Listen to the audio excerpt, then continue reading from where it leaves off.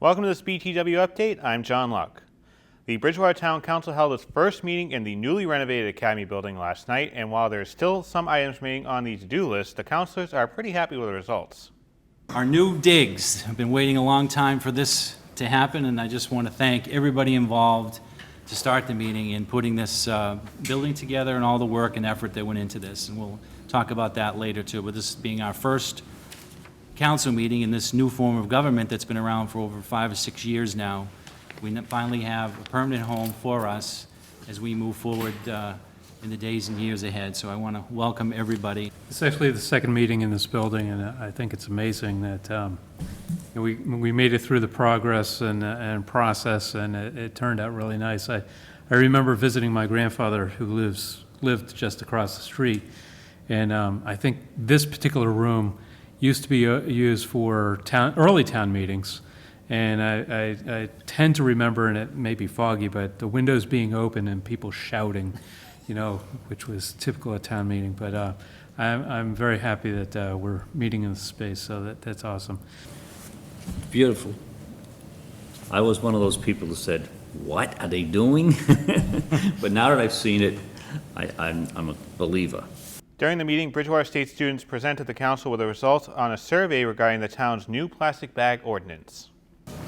So these pictures here, they illustrate just how these plastics and the bags, they end up in our environment. Even after we throw them away, they end up finding their ways back into the ecosystem. So the affected stores are any retail store of over 3,000 square feet and any retail chains that have at least 3 locations under the same ownership in the town of Bridgewater or in the Commonwealth of Massachusetts. We surveyed 200 people at the stores Roach Brothers, Home Depot, CVS, Walgreens, Cumberland Farms, and formerly Tedeschi's. This question 7 was, how often do you take reusable bags with you when you go shopping? We found there was kind of a breakdown. Those above the ages of 60 were the only ones that really, I guess, brought reusable bags with them, like, consistently. Town officials are working with Comcast to set up cable equipment which will allow the meetings to be broadcast live on Channel 22. In the meantime, meetings will replay at their regularly scheduled times on Channel 22, also online at btvaccess.com. We told you Monday about a car hitting a tree near Vernon and Green Street. The driver of that car, Alicio Lopes, was due in Brockton District Court for his arraignment hearing on Tuesday morning. However, he was not present. A warrant has been issued for Lopes' arrest. Now, the Brockton Enterprise reports Lopes had been arrested twice this year before his latest arrest on Sunday morning. The last time he was arrested was back in April, after he was making drug deliveries in Brockton and was charged with possession and trafficking of heroin and possession of a firearm. Unfortunately, Bridgewater had a third motor vehicle incident during the Labor Day weekend. A man whose name has not been released hit a parked car at 25 High Pond Drive on Sunday night. The driver, who was trapped inside of his Jeep, refused medical attention, and both cars were towed from the scene.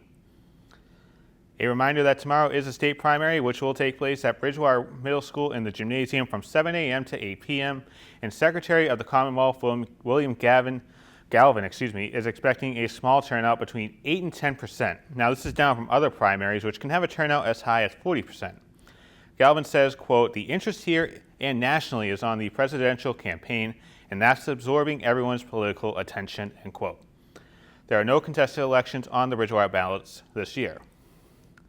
And turning to weather with Jeff Fowler, and this forecast revolves around the letter H, as in Hermine, heat, and humidity. Well, hard to believe, John, on this Wednesday afternoon we are still talking about the remnants of Hermine, but you can see it as you look closely here, spinning south of New England. Still a pretty healthy picture here on this Wednesday, and we'll have to keep an eye on that as it comes very close to New England on Thursday. It is no longer an organized system, but you can see there is a little bit of a spin here, and it's going to move across the region. Could be some more enhanced showers on Thursday. It's going to interact with this potent front that's going to start to move through the region and pick it up and deposit some showers to us on Thursday afternoon. You can see hints of that front now on the radar here, some storms moving through the Great Lakes, and Hermine, or what's left of it spinning south of New England. All of that will kind of converge over our area on your Thursday, and you can see the low will be centered just to the south of Nantucket Thursday afternoon. Some drier air will be coming in behind it, so we'll start to clear things out here by the time we get to Friday. Now, there could be a shower or two Friday night. We don't have it on there, but just kind of keep an eye to the sky. It's a low chance, but it's a possibility. We'll be up near 90 degrees on Friday afternoon. And then your weekend right now looks pretty good Saturday and Sunday. There could be some thunderstorms around here Saturday night, and it's an outside possibility that those could linger a bit on your Sunday morning. But otherwise, it will be sunshine, dry weather for the most part, especially Sunday and beyond going into next week, and temperatures staying warm, generally near 80 degrees. Thanks, Jeff. When we return, Bridgewater State is looking for their first win of the season, while the BR Trojans are getting set for Game 1 of the 2016 season.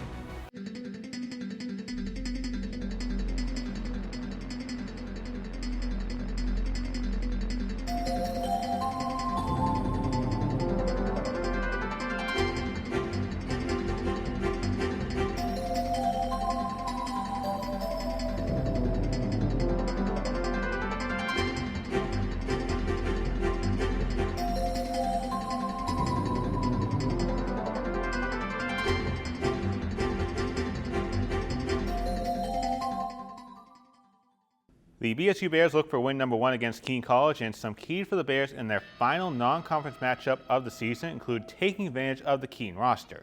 13 seniors means a lot of youth for the Cougars, so the Bears need to show their roster experience with the likes of Higgins, McLaughlin, and Bassett. To the defensive line, and they need to improve. After allowing 7 of 16 third down conversions to Curry, BSU needs to hold the Cougars back after the Cougars only converted on 1 of 12 third down opportunities against Christopher Newport University. And with a school name like that, you can tell that this is Division III football. And although it sounds obvious, BSU needs to play a full 60 minutes. After scoring only 3 points in the first half, in the final preparation game before conference play, both sides of the field need to play to the fullest potential.